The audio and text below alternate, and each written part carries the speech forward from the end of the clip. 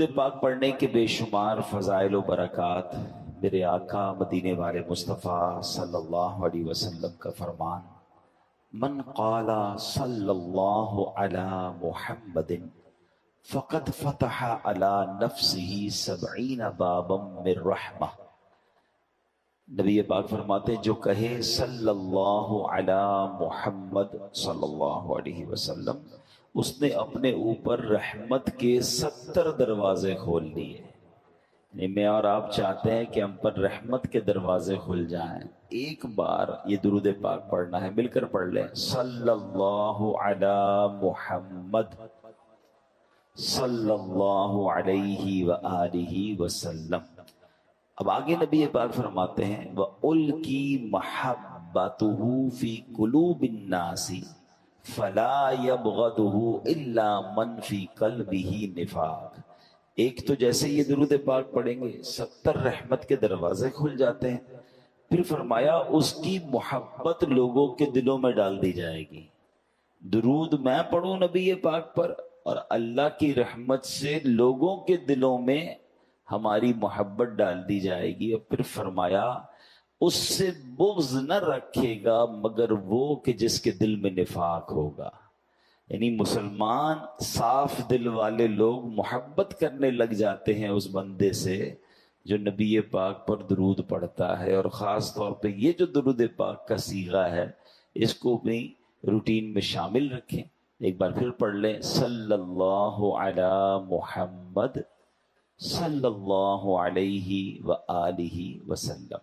انشاءاللہ یہ عادت میں رکھیں تو آپ کو ہر بار درود پڑھنے پر 70 رحمت کے دروازے بھی کھلتے جائیں گے اور لوگوں کے دلوں میں انشاءاللہ محبت ڈال دی جائے گی۔ ایک بار محبت کے ساتھ بآواز بلند درود پاک پڑھ لیں، صلو علی الحبیب صلی اللہ تعالی علی محمد صلی اللہ علیہ وسلم۔ تم تھے خوش جب رب نے ہم کو خیر امت کر دیا، رحمت عالم ہمارے الصلاۃ والسلام، خیر امت کر کے اپنی رحمتوں میں دھر لیا، صدقے تیرے ہیں پیارے الصلاۃ والسلام۔ الحمدللہ عز و جل ہم کچھ قرآن کی باتیں، قرآن کے احکام، قرآن کی آیتوں کو سمجھنے کی کوشش کرتے ہیں۔ آج قرآن مجید فرقان حمید کی سورہ بقرہ کی آیت نمبر 83 پہلے پارے میں ہے، اس کی کچھ باتیں سمجھنے کی کوشش کرتے ہیں۔ اللہ کریم قرآن مجید میں ارشاد فرماتا ہے وَبِالْوَالِدَيْنِ إِحْسَانًا وَذِي الْقُرْبَى وَالْيَتَامَى وَالْمَسَاكِينِ۔ آسان ترجمہ قرآن کنز العرفان۔ اور ماں باپ کے ساتھ بھلائی کرو اور رشتہ داروں اور یتیموں اور مسکینوں کے ساتھ اچھا سلوک کرو۔ پارہ نمبر 1 سورہ بقرہ آیت نمبر 83 کا ایک جز، ایک حصہ ہم نے سنا ہے۔ اب ہم نے والدین کے بارے میں، رشتہ داروں کے بارے میں پچھلے بیانات میں کافی ڈسکس کیا ہے۔ آج ہم پرٹیکولرلی یتیم کے بارے میں جانیں گے۔ یتیم کے بارے میں کچھ مسکنسیپشنز بھی ہیں، وہ بھی کلیئر ہو جائیں گے، اور یتیم کہتے کس کو ہیں، اور پھر یتیم کے ساتھ اچھا سلوک کرنا یہ کتنی بڑی نیکی ہے۔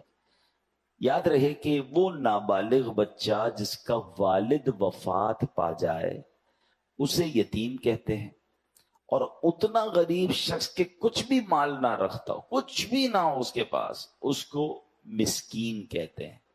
آیت کریمہ میں حکم کیا دیا گیا کہ سب سے پہلے ماں باپ کا حق ہے، لہذا ان کے ساتھ نیکی اور بھلائی کرو، پھر ان کے واسطے سے جتنوں کے ساتھ رشتہ بھی قائم ہوا ہے۔ ماں باپ کی وجہ سے رشتہ کیسے قائم ہوتا ہے؟ بھائی سے، بہن سے، چچا سے، تایا سے، ماموں سے، خالہ سے، ان سب کے ساتھ نیک سلوک کرنا ہے۔ اور آخر میں فرمایا یتیم اور مسکین خواہ تمہارے رشتہ دار ہوں یا نہ ہوں، ان سب کے ساتھ نیکی اور بھلائی سے پیش آنا ہے۔ یہاں میں ایک اور بڑی خوبصورت بات آپ کو بتاؤں کہ وراثت جو ہے نا، یہ پیسوں کی تو ہوتی ہے، مال کی ہوتی ہے۔ نبی پاک علیہ الصلوۃ والسلام نے ایک بہت کمال کی بات ارشاد فرمائی، ان الود یتوارث، فرمایا محبت میں بھی وراثت جاری ہوتی ہے۔ ہاں اس کو لوگ بھول جاتے ہیں. یہ کیا ہے؟ یعنی ماں باپ کی طرف سے جو ہمیں وراثت ملتی ہے نا، صرف جائیداد اور مال و دولت کی صورت میں نہیں ملتی، بلکہ وہ محبت جو ماں باپ کے دل میں ہوتی ہے اس کی بھی وراثت جاری ہوتی ہے. ہر وہ شخص جس کے لیے ہمارے ماں باپ کے دل میں محبت تھی، ماں باپ کی عزت احترام، اور ماں باپ ان کے لیے خلوص کے جذبات رکھتے تھے، عزت رکھتے تھے، اس میں بھی وراثت جاری ہوتی ہے. ہم پر بھی لازم ہے کہ اس محبت، عزت اور خلوص کے جذبات کو کنٹینیو کریں، ماں باپ کے رشتہ داروں کے حقوق ادا کریں. یہاں ہوتا کیا ہے، مثال کے طور پہ ماں باپ کا انتقال ہوا، اب والد صاحب اپنی بہن کے ساتھ، اپنے بھائیوں کے ساتھ، اپنے رشتہ داروں کے ساتھ بڑا اچھا سلوک رکھتے تھے، مگر والد کے انتقال کے بعد اب بیٹا کہتا ہے وہ میرے رشتہ دار تو نہیں ہے نا، خالہ میری، اب میری مطلب پھوپھی میری کیا ہے، تو چچا میرے کیا ہیں، وہ ابو کے رشتہ دار تھے. بالکل اسی طرح والد صاحب کچھ غریبوں کی مدد بھی کرتے تھے، یا والد صاحب کے بہت اچھے کچھ دوست تھے. اب جیسے ہی والد کا انتقال ہوا ان سب سے رابطہ ختم. اسی طرح والدہ کا جب انتقال ہوا تو خالہ سے رابطہ ختم، ماموں سے رابطہ ختم، ننیال والوں سے لوگ رابطہ ختم کر دیتے ہیں. اسی طرح والدہ کی کچھ سہیلیاں ہوتی ہیں، یا والدہ کی کچھ ایسی عورتیں آتی تھی کہ ماں جن کی مدد کرتی تھی. لیکن ہوتا کیا ہے کہ جیسے ہی ماں باپ دنیا سے جاتے ہیں بچے کہتے ہیں ہمارا ان سے کیا تعلق ہے. وہ اچھا ان کو بڑا فیل ہوتا ہے کہ ہمارا بھائی تو کیا گیا، اب سارا معاملہ ہی ختم ہو گیا، ہماری بہن تو کیا گئی، اب سارا معاملہ ختم ہو گیا. نہیں، ابھی حدیث کا جز یاد رکھیے کہ محبت میں بھی وراثت جاری ہوتی ہے. اچھی اولاد وہ ہے کہ جو ماں باپ کے رشتہ داروں کے ساتھ بھی اچھا سلوک کرے، بلکہ وہ جہاں جہاں نیکی کر رہے تھے اس نیکی کو بھی جاری رکھے. اس سے فائدہ پتہ کیا ہوتا ہے؟ ماں باپ کی روح راضی ہوتی ہے کہ ہمارے بچوں نے ہمارے دوستوں کا اب بھی خیال رکھا، ہمارے رشتہ داروں کا اب بھی خیال رکھا ہے. اور دوسرا فائدہ پتہ کیا ہوتا ہے کہ وہ جو لوگ ہوتے ہیں نا جن کے ساتھ آپ اچھا سلوک کرتے ہیں، یعنی اگر کوئی بچہ اپنے چچا کے ساتھ، تایا کے ساتھ، اپنے ددیال والوں کے ساتھ، ماں کے جانے کے بعد ننیال والوں کے ساتھ، یا ماں باپ جہاں نیکی کرتے تھے اس نیکی کو کنٹینیو کرتا ہے، تو وہ سارے لوگ اس مرحوم کو دعا دیتے ہیں کہ دیکھو کیا بیٹا کی تربیت کر کے گئے، کہ بیٹا اپنے باپ کی اس نیکی کو جاری رکھے ہوئے، اپنی ماں کی اس نیکی کو جاری رکھے ہوئے. اور علماء نے حقوق والدین میں بھی اس کو لکھا کہ ماں باپ کا یہ حق ہے کہ ان کے انتقال کے بعد ان کے رشتہ داروں کے ساتھ اچھا سلوک کیا جائے. تو قرآن کی اس آیت میں ہمیں کیا سمجھایا گیا کہ ہمیں رشتہ دار والدین کے ساتھ تو اچھا سلوک کرنا ہے، مگر رشتہ داروں کے ساتھ بھی اچھا سلوک کرنا ہے. یہ تو بات ہو گئی اس حصے کی. اب بات کرتے ہیں یتیم کی. اچھا، یتیم کے بارے میں ایک مسکنسپشن یہ ہے کہ بہت سارے لوگ ملتے ہیں کہتے ہیں میں بھی یتیم ہوں، اور بہت بڑی عمر کے ہوتے ہیں یا جوان ہوتے ہیں. تو یاد رکھیے یتیم صرف نابالغ ہوتا ہے. جب وہ بالغ ہو جائے گا نا اب وہ یتیم نہیں رہا. ورنہ تو شاید یہاں بہت سارے یتیم بیٹھے ہیں، میرے والدین بھی چلے گئے، تو بھائی اب اس عمر میں یتیم نہیں ہوتا کوئی. اللہ پاک سب کے مرحومین کی مغفرت فرمائے. مگر یتیم کی جو تعریف ہے نا، وہ تعریف یہ ہے کہ جب وہ نابالغ ہے اور اس کے والد کا انتقال ہو گیا ہے تو وہ یتیم ہے. تو یہ بات بھی آپ کے ذہن میں رہے. اب یتیم اور مسکین کی مدد کرنے والا یہ اتنی بڑی نیکی ہے اور اتنا بڑا ثواب ہے، سبحان اللہ. نبی پاک علیہ السلام فرماتے الساعی علی الارملۃ والمسکین کالمجاہدی فی سبیل اللہ او کالذی یصوم النہار ویقوم اللیل. آقا علیہ السلام فرماتے ہیں، بخاری کی حدیث ہے، کہ یتیم بچوں اور مسکین کے لیے دوڑ دھوپ کرنے والا، مثلا ان کی مدد کی کوشش کرنے والا، راہ خدا میں لڑنے والا، یا دن کو روزہ رکھنے اور رات بھر عبادت کرنے والے کی طرح ہے. اب آپ ذرا غور کیجئے کہ دن کو روزہ رکھنا، رات بھر عبادت کرنا، بلکہ راہ خدا میں جہاد کرنا، اس کے برابر کس کو کہا گیا؟ کہ جو یتیم کی یا مسکین کے لیے کوشش کرتا ہے، کسی کو یتیم مسکین کو کھانا کھلا رہا ہے، ان کی تعلیم کے لیے مدد کر رہا ہے، ان کو کہیں ڈراپ کر رہا ہے، ان کو ریسیو کر رہا ہے. یہ وہ نیکی ہے کہ یہ مجاہد کے برابر ہے، راہ خدا میں لڑنے والے کے برابر ہے۔ حدیث پاک میں آتا ہے جنت میں پہنچ کر وہاں سے واپس دنیا میں آنے کی کوئی خواہش نہیں کرے گا۔ دنیا سے کوئی جنت میں پہنچ جائے اس کو پھر دنیا میں کیوں واپس آنا ہے؟ مگر سبحان اللہ، جو راہ خدا میں لڑتے ہوئے شہید ہوا ہوگا نا، وہ جنت میں پہنچ کر بھی خواہش کرے گا کہ کاش پھر دنیا میں جاؤں، پھر راہ خدا میں لڑوں اور پھر شہادت کا مرتبہ پاؤں۔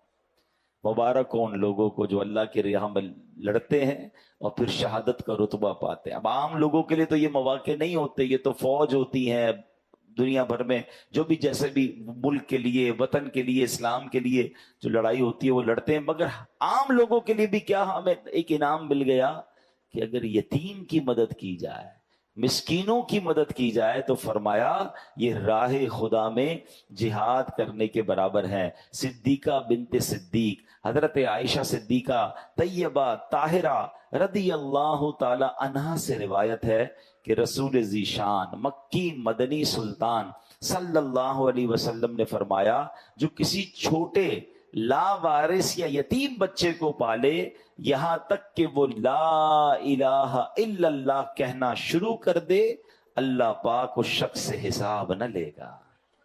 تو مبارک ہو انہیں جو اس طرح لاوارث اور مسکین بچوں کی کفالت کرتے ہیں اور اس حد تک انہیں پالتے ہیں کہ وہ مدرسے چلے جائیں، وہ دین سیکھ جائیں، وہ اللہ رسول کا نام لینے والے بن جائیں، پیروں پہ کھڑے ہو جائیں، تو پھر انشاءاللہ یہ اس کے لیے مغفرت کا سبب بن جاتا ہے۔ ایک اور جگہ نبی پاک علیہ الصلوۃ والسلام فرماتے ہیں، اللہ اکبر، انا وکافل الیتیم فی الجنت کہاتین، آقا فرماتے میں اور یتیم کی کفالت کرنے والا جنت میں یوں ہوں گے، اور یہ کہہ کر نبی پاک نے شہادت کی انگلی اور اپنی بیچ والی انگلی کو ملایا، فرمایا ایسے جنت میں ساتھ ہوں گے جیسے میں اور وہ جو یتیم کی کفالت کرنے والا ہے۔ ایک جگہ فرمایا خیر بیت فی المسلمین بیت فیہ یتیم یحسن الیہ، یعنی مسلمان گھروں میں سب سے بہترین گھر وہ ہے جس میں یتیم ہو اور اس کے ساتھ نیک سلوک کیا جاتا ہو۔ لیکن آگے فرمایا وشر بیت فی المسلمین بیت فیہ یتیم یساء الیہ، فرمایا سب سے برا گھر وہ ہے جس میں یتیم ہو اور اس کے ساتھ برا سلوک کیا جاتا ہو۔ یا یہ بھی مسئلہ ہے، رشتہ داروں میں کوئی بچہ یتیم ہو گیا، اب یتیم کو تو رکھا مگر اس کو واقعی یتیموں والا سلوک کی اس کے ساتھ ہوتا ہے، اور جناب بعض اوقات تو اس کے یتیم کے مال پر قبضہ کر لیا جاتا ہے، کیونکہ ماں باپ نے مال چھوڑا ہے، بچہ یتیم رہ گیا، رشتہ دار کہتے ہیں ہم سنبھالیں گے، جناب اس کی کفالت بھی کریں گے اور اس کا مال بھی سنبھالیں گے، مگر ایسا بھی ہوتا ہے کہ جناب یتیموں کا مال کھا لیا جاتا ہے، وہ بڑے ہوتے ہیں تو انہیں کوئی دینے کے لیے تیار نہیں ہوتا۔ یہ بہت سخت گناہ ہے، اس کی زبردست وعید آئی ہے، یعنی ایک طرف یتیم کے ساتھ اچھے سلوک کرنے والے کو تو جنت کی بشارت، مگر یتیم کا جس نے مال کھایا، یتیم کو تکلیف پہنچائی، یہ بہت خطرناک کام ہے، یاد رکھیے۔ پھر نبی پاک فرماتے ہیں انا وکافل الیتیم فی الجنت کہاتین، یعنی میں اور یتیم کی کفالت کرنے والا جنت میں یوں ہوں گے، اور پھر نبی پاک نے اپنی دونوں انگلیاں ملا کر بتایا جنت میں آقا کا پڑوس چاہیے تو سمجھ لیں کہ پھر یتیموں کے ساتھ بڑا اچھا سلوک کرنا ہے۔ پیارے آقا علیہ الصلوۃ والسلام، آپ جانتے ہیں یہ کتنی بڑی فضیلت ہے، انبیاء کرام جنت میں کہاں ہوں گے؟ وہ درجہ جسے جنت عدن کہا جاتا ہے، اور ہمارے آقا اور دیگر انبیاء علیہ الصلوۃ والسلام اسی درجے میں جلوہ فرما ہوں گے۔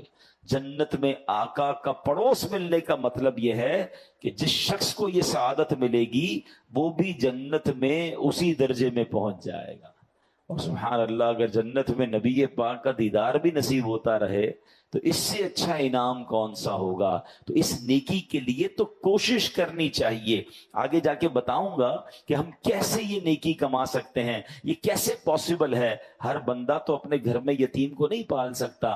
اچھا، یتیم کو پالنے کے کچھ کمپلیکیشنز بھی ہیں، کچھ شرعی معاملات بھی ہیں، وہ بھی انشاءاللہ آپ کو عرض کرتا ہوں، کیونکہ کچھ لوگ شوق میں ذوق میں اپنے گھر میں ایک یتیم بچہ تو لے آتے ہیں لیکن پھر اس کے شرعی معاملات پر ڈسکس نہیں کرتے یا معلومات نہیں لیتے، جس کی وجہ سے پرابلم ہو جاتی ہے۔ تو آئیے انشاءاللہ اب کچھ اور باتیں میں آپ کو عرض کر دیتا ہوں کہ یتیم کو جو گود لیتے ہیں اس میں کچھ احتیاطیں ہیں. پہلے یہ سمجھ لیجئے کہ یتیم کو اپنی ولدیت نہ دیجیے.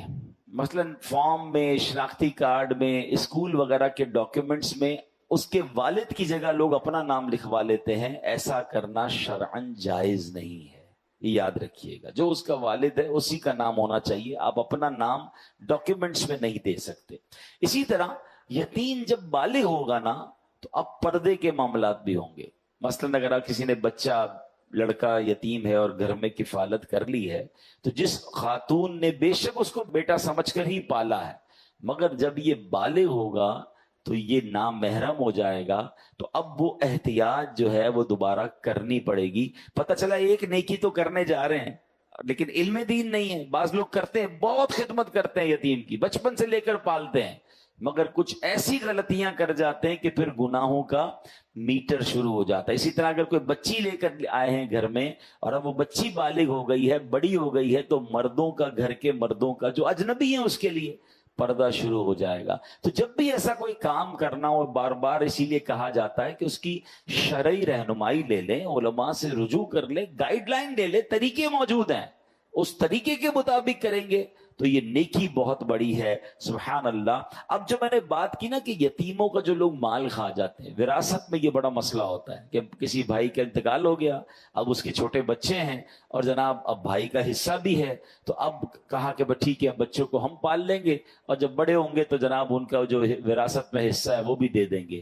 لیکن بعض لالچی لوگوں کی نظر ہوتی ہے ان کے مال پر اور پھر وہ یتیموں کو کچھ نہیں دیتے یا اس میں ڈنڈی مارتے ہیں. یاد رکھیے قرآن مجید فرقان حمید ارشاد فرماتا ہے ان الذین یأکلون اموال الیتامی ظلما انما یأکلون فی بطونہم نارا وسیصلون سعیرا.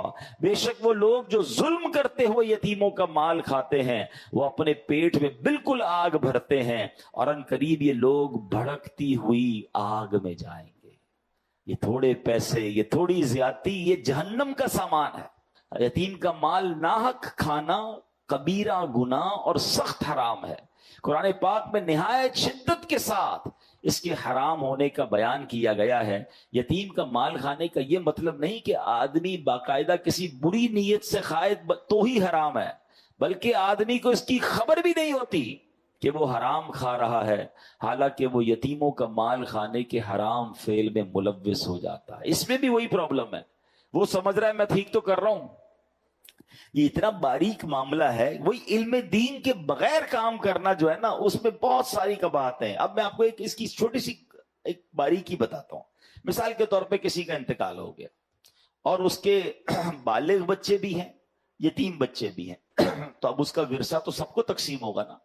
اور اب اس کے انتقال کے بعد گھر والے کہتے ہیں کہ جناب ابو جان کے لیے ایصال ثواب کے لیے کوئی تیجے کا یا 40ویں کا پروگرام رکھ لیتے ہیں، قرآن خوانی رکھتے ہیں اور لنگر بھی رکھتے ہیں اور سب کو کھلاتے ہیں، ابو کو ثواب ملے گا. کام بہت اچھا ہے، لیکن اگر یہ کام اس مرحوم کی بچی ہوئی رقم میں سے کیا جا رہا ہے، اس کے ترکے کے مال میں سے کیا جا رہا ہے، تو یہ غلط ہو جائے گا. کیونکہ یتیم بچہ جو ہے اس کا بھی اس میں حق ہے، اور یتیم جب تک بالغ نہیں ہوتا اپنے پیسوں کا کسی کو اجازت نہیں دے سکتا. تو اب پرابلم یہ ہو گیا کہ مرحوم کا پیسہ بھی اگر یتیم کی طرف چلا گیا تو اب اس کی اجازت کے بغیر، اور وہ اجازت بالغ ہونے سے پہلے دے نہیں سکتا، تو مرحوم کے ایصال ثواب کے لیے بھی خرچ نہیں ہو سکے گا. اب اس سے اندازہ کر لیں کہ اتنی باریکی، اور لوگ جناب یتیم کے مال کو کہیں انویسٹ کر رہے ہوتے ہیں، کہیں لگا رہے ہوتے ہیں، کوئی شرعی رہنمائی ہوتی نہیں، خرچ کر رہے ہوتے ہیں، لیکن کیا معلوم یہ حرام ہو رہا ہو. کچھ چیزوں کی اجازت ضرور ہے مگر اس کے لیے علماء سے رابطہ کیجئے. اگر آپ کسی یتیم کی کفالت کر رہے ہیں یا اس یتیم کا سرمایہ آپ کے پاس آ گیا ہے، اس کی وراثت کا حساب کتاب آپ کے پاس آیا ہے، تو اب آپ الرٹ ہو جائیے کہ 1 روپیہ بھی غلط نہیں کرنا ہے. کہیں قرآن میں جو فرمایا کہ وہ بھڑکتی ہوئی آگ میں جائیں گے، ان بدنصیبوں میں میں شامل نہ ہو جاؤں. تفسیر قرآن نور العرفان میں کیا ہے، جب میت کے یتیم وارث ہوں تو مال مشترک میں اس کی فاتحہ، تیجا وغیرہ حرام ہے کہ اس میں یتیم کا حق شامل ہے، بلکہ پہلے تقسیم کرو پھر کوئی بالغ وارث اپنے حصے سے یہ سارے کام کرے، ورنہ جو بھی کھائے گا دوزخ کی آگ کھائے گا، قیامت میں اس کے منہ سے دھواں نکلے گا۔ حدیث پاک میں آتا ہے یتیم کا مال ظلمن کھانے والے قیامت میں اس طرح اٹھیں گے کہ ان کے منہ، کان اور ناک سے بلکہ ان کی قبروں سے دھواں اٹھتا ہوگا، جس سے وہ پہچانے جائیں گے کہ یہ یتیموں کا مال کھانے والے۔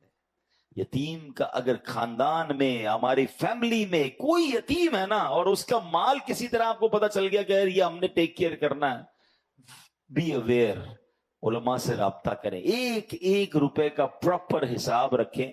نیکی بڑی ہے مگر یہاں زیادتیاں ہو رہی ہیں، آپ کے سامنے بھی ہوگا ایسے واقعات، بہنوں کا حق نہیں دیتے ورثے میں اور یتیم کا مال کھا جاتے ہیں۔ یتیم کو بیچارے کو پتہ بھی تو نہیں ہوتا نا کہ میرے پاس کتنے پیسے ہیں، وہ تو چھوٹا تھا، اس کے والد صاحب چلے گئے، اب رشتہ داروں کی نظریں ہوتی ہیں کہ جناب اس کا ہم سنبھالیں گے اور اس کا مال بھی ہم ہتھیا لیں گے۔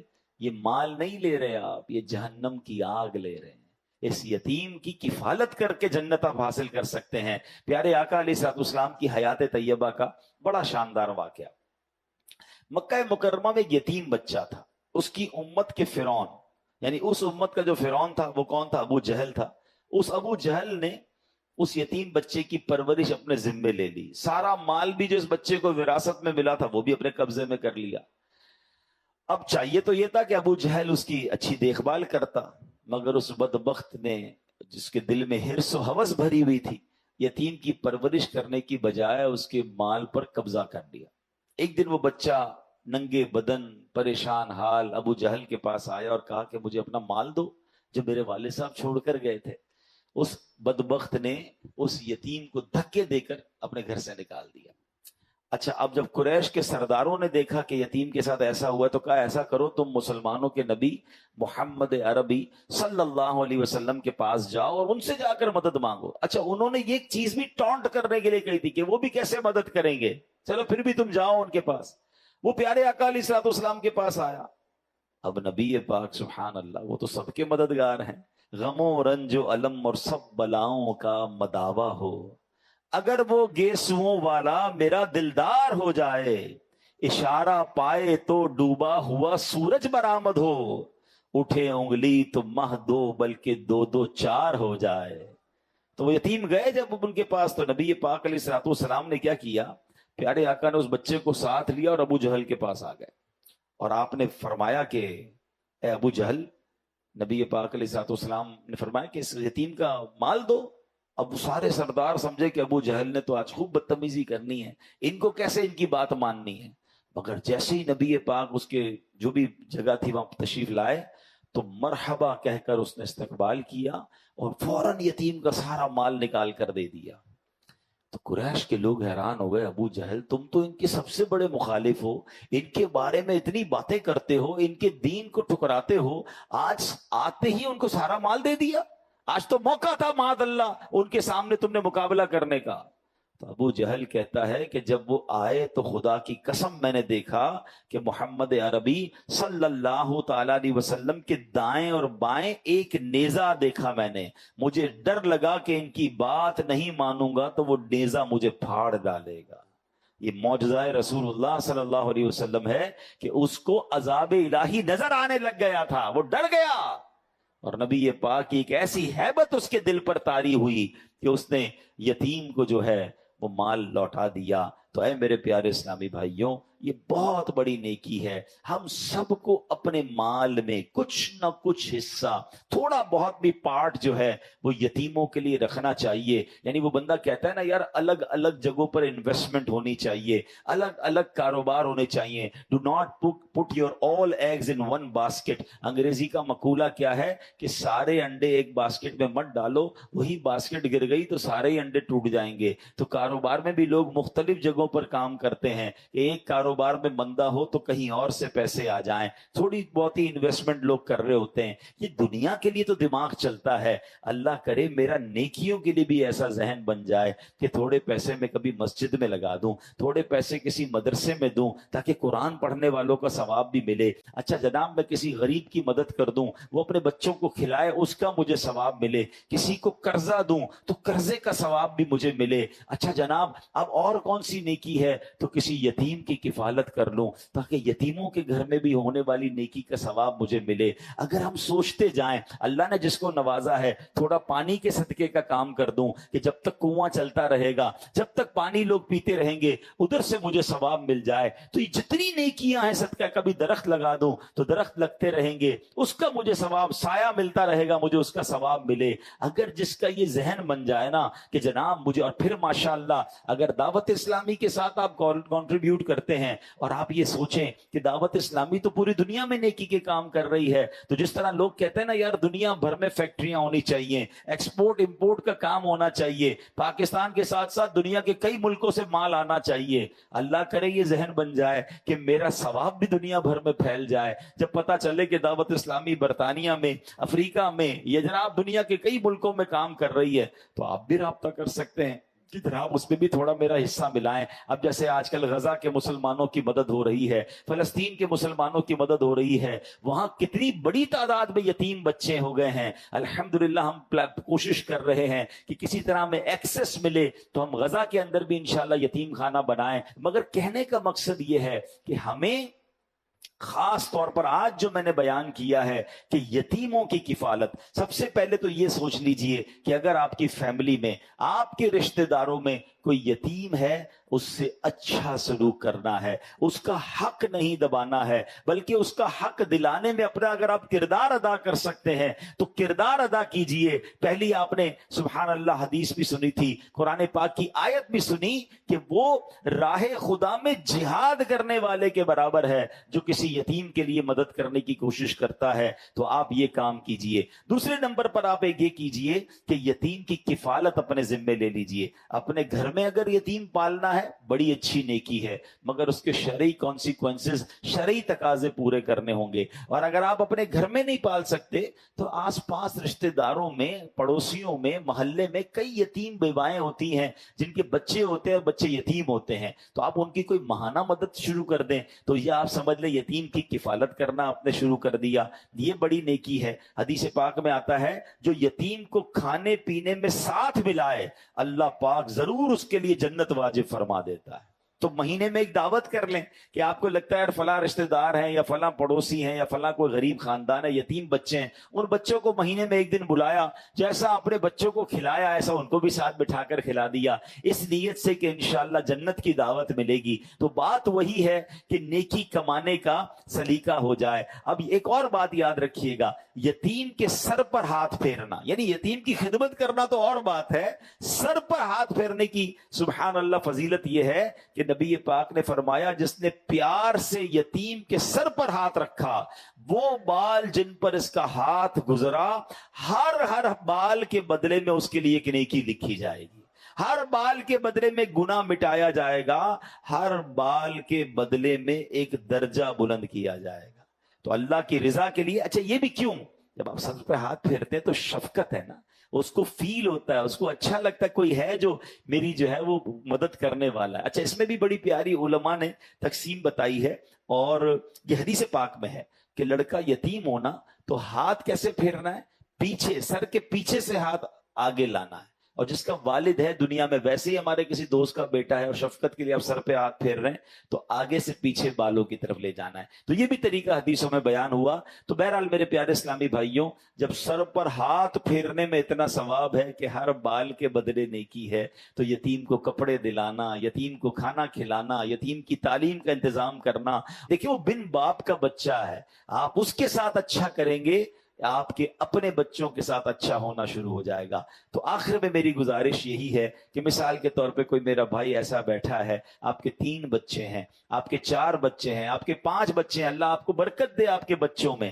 تو کیا ایسا نہیں ہو سکتا کہ میں یہ بھی پلان کروں کہ کم از کم 2 یا 3 بچے بھی میں پالوں؟ 4 بچے بھی تو پال رہا ہوں نا، وہ 2 بھی انشاءاللہ میری ذمہ داری ہوں گے، وہ پلتے رہیں گے، وہ خوش ہوتے رہیں گے، ان کی برکت سے اللہ میرے بچوں کی خیر فرما دے گا۔ تو اول تو آپ خود سے کیجیے۔ اگین میں یہی کہہ رہا ہوں کہ اپنے خاندان میں سب سے پہلے دیکھیں، ہماری سب سے پہلی ذمہ داری اپنا ہی خاندان ہے۔ ہو سکتا ہے ہمارے ہی خاندان میں یتیم بچے ہوں اور ہماری نظروں میں نہ ہوں، تھوڑا سا توجہ دیں گے۔ میں نے تعریف بیان کر دی کہ جس کے والد کا انتقال ہو گیا ہو اور وہ نابالغ ہو تو وہ یتیم ہے، اس کی کفالت کر کے جنت کا سامان کیجئے۔ ہو سکے تو اس کی ساری ذمہ داری اپنے اوپر لے لیجئے، اس کی تعلیم کی، اس کے لباس کی، اس کی میڈیکل کی، اور اس کو بڑا کیجئے۔